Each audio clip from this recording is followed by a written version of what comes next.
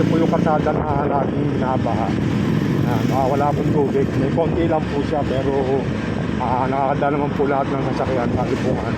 Ito po papuntang Bulacan po ito mga kauban. May Pasig Sepels, yan, sa Paul, yan, nadaanan po natin yan mga kauban. Sa Pamilya, yun po yung nadaanan natin. So, yun, samahin mo na ako. Ito mo na itong aking crossover.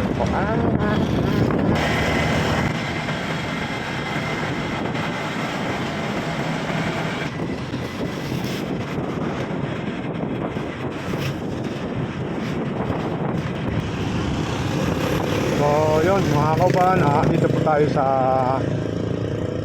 Yan, dito po tayo. Liliko po tayo rito, papuntang Cruz. Yan. Ito po, papuntang Gilid Tuto mga kauban. Pupuntahan po natin yung ginawang karsada ron.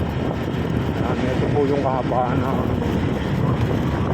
Mercado Street. So yun mga kauban, itong binabagtas natin na kahabaan po ng Mercado Street. Papunta po tayo ng Cruz Giginto sa may MacArthur. So yun, pag dumiretso ka po dyan, parting kaliwa, papunta po siyang Malolos Giginto. Pag kumanang ka po, pabalik ka po ng Balagtas. So yun mga kauban, itong lugar na to mga kauban, kung mga 90s, 91, 92, yun, ito tulad po yung warehouse na yan, pabrika na yan, di natin alam kung ano yan. Dati po, alam ko dyan, yan po yung parting Shoetown dito. Tapos may pabrika rin dito ng Expo.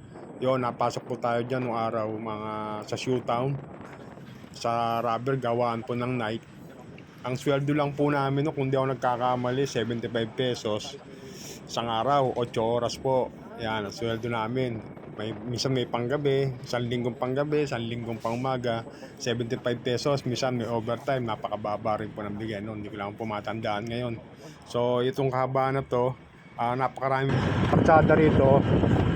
May kalahati pa akong sarado, hindi pa totally saan. Kumbaga nakakapasok, nakakalabas, bigayan lang po, lalo kung medyo malaki. Light vehicles lang po, tricycle, motor, yan, mga kotse. Pero alam ko, bawal pa rito yung mga truck. Hindi pa rito yung ginawang karsada, ito pa yung lumang karsada.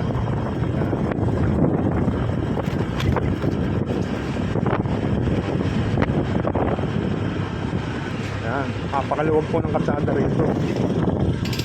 Pakalaki ng niluwag. Ang problema rito mga kauban, yung inilapad, ayun, may naiwan po rito poste ng Meralco o Digital, ng mga telecom, yan.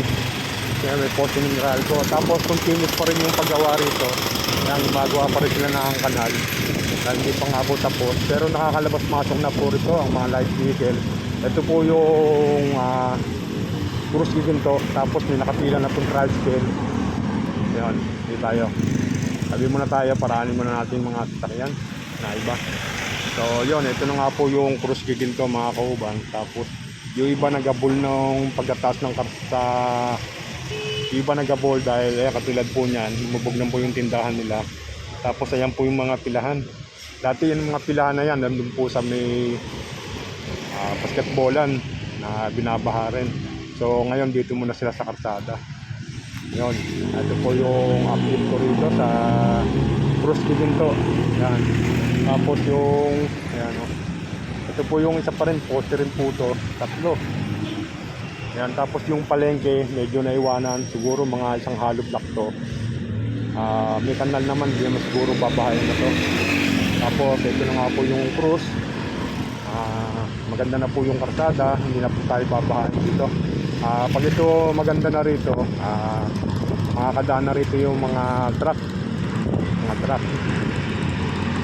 Tapos dapat ito sabay na rin paggawa ng kanal dito, alisin to, luwagan para mas maluwag, kasi maliit po yung kanto kaysa po dito sa may karsada. Mas maliit po yung kanto, yung likuan ng mga truck maliit po. So yun, hanggang dito na lang, babay na. Labas na po tayo ng highway, nakaikot na po tayo.